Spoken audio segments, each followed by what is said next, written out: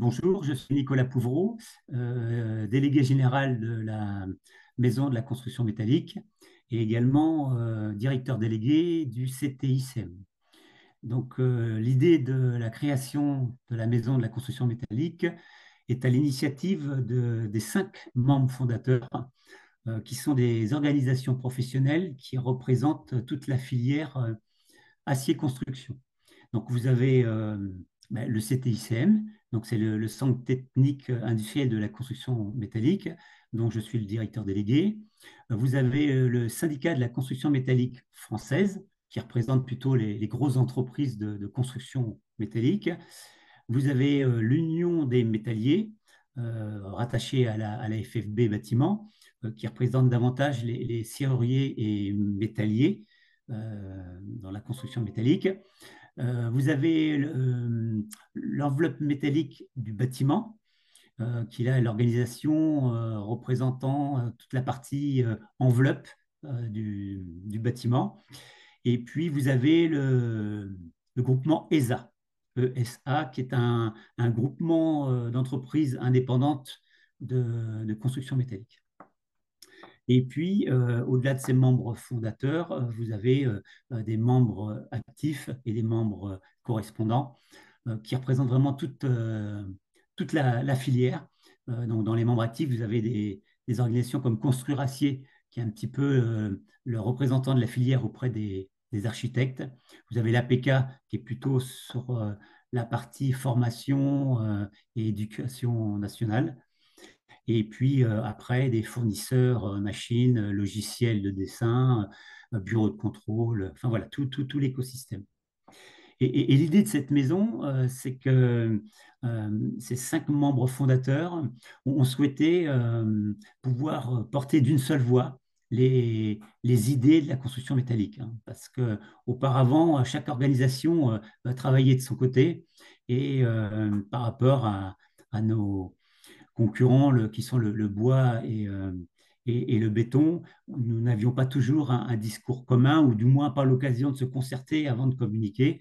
Et donc, c'était notre souhait de nous regrouper pour avoir ce discours commun. Et puis parfois, quand on a des divergences, ben, plutôt les partager à l'intérieur de la maison, hein. Mais une fois qu'on a lavé nos linge sales à la maison, quand on sort, on est tous en phase pour tenir un discours commun. Voilà, donc ça c'est dans les discours et puis également dans les actions. On avait remarqué que chacun de son côté portait des actions qui parfois étaient pour la même raison et de façon différente. Donc c'était, si vous voulez, de regrouper, de cumuler un peu nos forces. Et donc la maison a maintenant 1 an. Et comme exemple d'action forte, eh bien, il y a la partie. Alors, on a créé cinq thématiques, hein, 5 comités sur lesquels on doit prioriser nos actions. C'est l'environnement, la formation, la normalisation, les nouveaux marchés et la communication. Et donc, je dirais, le comité prioritaire du moment qui est l'environnement, avec les nouvelles réglementations, eh bien, on a chacun commencé à travailler sur le projet du réemploi, hein, qui est une belle opportunité pour notre filière et notre matériau qui est vraiment adéquat à cette démarche.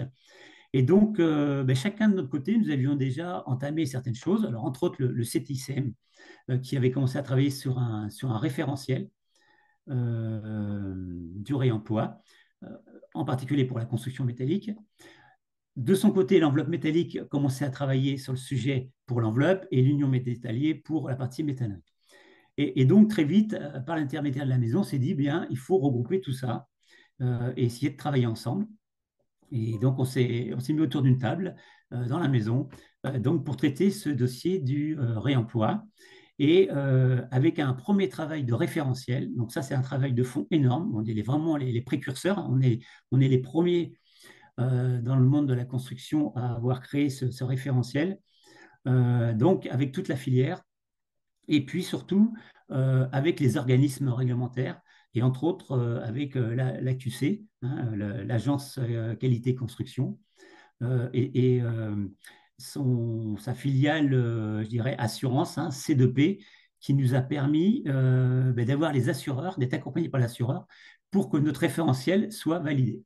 C'est-à-dire que maintenant, dans notre démarche du réemploi, à partir du moment où vous respectez ce référentiel, eh bien, vous êtes assuré. Donc ça a été le premier travail avec la maison et les membres fondateurs. Et puis, maintenant qu'on a fait le référentiel pour la construction métallique, nous sommes en train d'écrire celui de l'enveloppe et puis celui de l'union des métalliques. Donc voilà pour la partie, je dirais, très réglementaire, très documentaire. Et puis ensuite, on est passé dans la phase, je dirais, opérationnelle, c'est-à-dire on a créé une plateforme numérique, une salle de marché, si vous voulez, de l'occasion, hein, du marché du réemploi, où les entreprises partenaires vont pouvoir eh bien, poser des charpentes métalliques sur cette plateforme et puis les vendre et les acheter, hein. Donc, au-delà même des entreprises de construction métallique, ça peut être les industriels, les maîtres d'ouvrage qui pourront déposer leurs bâtiments. Et puis, cette salle des marchés permettra de se positionner et de développer ce nouveau marché du réemploi. Et puis, évidemment, derrière tout ça, il faut structurer. Donc, on a mis en place, je dirais, des entreprises spécialisées qu'on appelait les entreprises partenaires relais, qui se sont engagées à créer une plateforme physique dans leurs ateliers pour pouvoir réceptionner des charpentes issues des réemplois et pouvoir les mettre en service. Et c'est des entreprises qui sont qualifiées par le CTICM. Donc, il y a toute une procédure pour être labellisé comme entreprise relais et d'avoir cette qualité pour qualifier les aciers du réemploi et qui puissent répondre aux référentiels et donc pouvoir être assurés dans leur deuxième vie. Donc, on a à peu près une trentaine d'entreprises partenaires et évidemment, vous êtes invités à venir intégrer ce groupe. En même temps, le CTCM a mis en place un laboratoire mobile, c'est un camion laboratoire, avec tous les appareils nécessaires pour pouvoir qualifier justement ces aciers sur place par des tests laboratoires qui peuvent être des tests destructifs si nécessaire. Et puis également sur la partie traitement de surface, essayer d'identifier l'aspect traçabilité des aciers, savoir de quelle période ils sont et dans quelle mesure on les certifie et sur quel degré. C'est-à-dire si c'était des aciers S355, peut-être qu'on va les requalifier S235 à partir d'un certain nombre d'années ou compte tenu de l'état des soudures ou de l'aspect euh, résiduel, je dirais, résistance des matériaux. Donc voilà un petit peu le travail qui a été fait, hein, avec la maison sur le réemploi. On a développé aussi une autre action qui est une plateforme également numérique, mais je dirais une plateforme sur les aciers neufs. Là, c'est une salle des marchés pour les aciers neufs stockés dans les usines. On a tous dans nos parcs aciers des aciers restants de commande ou parce on a commandé un camion complet de 20 tonnes, on n'a utilisé que 15 tonnes en se disant les 5 tonnes, je les utiliserai ultérieurement. Et puis en fin de compte, ça reste sur le parc et on n'arrive pas à s'en débarrasser. Et c'est de l'acier dormant, c'est de la trésorerie dormante. Et donc cette plateforme, l'acier neuf, permet à toutes les entreprises de positionner leur stock.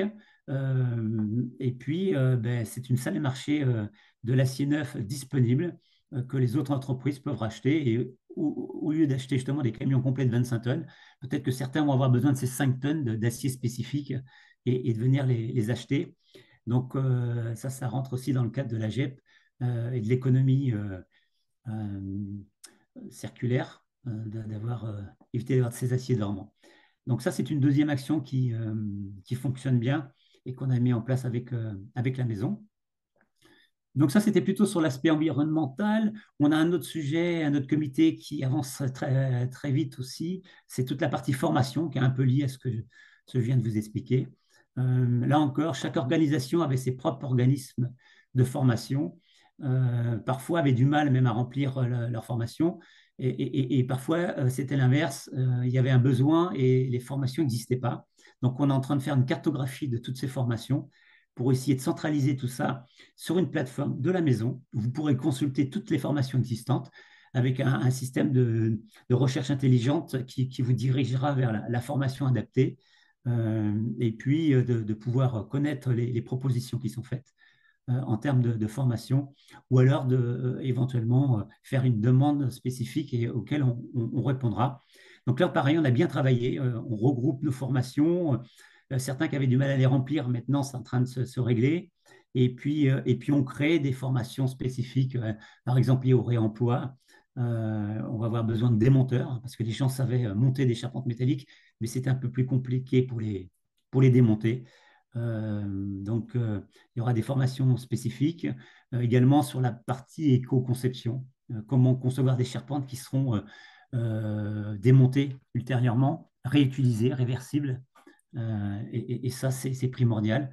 On a aussi sur l'aspect EN 1090, on a des entreprises qui n'ont pas les moyens d'avoir un salarié ingénieur soudeur à 100%. Et donc, c'est peut-être de former des techniciens supérieurs en interne pour pouvoir répondre aux normes EN 1090, mais spécifiques à la construction métallique, et pas besoin d'avoir un ingénieur soudeur qui remplit toutes les conditions, aussi bien navales, aérospatiales et nucléaires, et qui ne sont pas les mêmes tarifs en plus. Et donc là, on aurait des ingénieurs maison de la maison de construction métallique. Donc, on travaille sur ce sujet au niveau de la formation. Euh, je dirais que c'est à peu près le sujet actuel qui est fait sur cet aspect-là. Ensuite, on a la comité normalisation. On a un petit peu le même principe que la précédente, c'est-à-dire qu'on est en train de faire un état des lieux de toutes les commissions de normalisation, de réglementation existantes, euh, savoir lesquelles où la profession doit être présente pour défendre nos intérêts et si on est bien représenté. Donc, c'est le travail qui est fait. On se répartit les tâches et les présences. On se priorise certaines commissions pour intervenir. Et puis d'autres, on était plusieurs sur les mêmes où ce n'était pas nécessaire d'être présent. On est en train de fluidifier pardon, tout ça pour être plus opérationnel. Euh, Ensuite, sur la partie nouveau marché, et valorisation de la filière. Également, notre acier a un atout pour pouvoir développer des nouveaux marchés. On sait que sur le territoire français ou dans les grandes métropoles, il est compliqué de construire, il n'y a plus de terrain de construction, donc il faut prendre de la hauteur. Donc c'est ce que fait la construction métallique avec la possibilité de rehausser des bâtiments. On le voit de plus en plus, hein.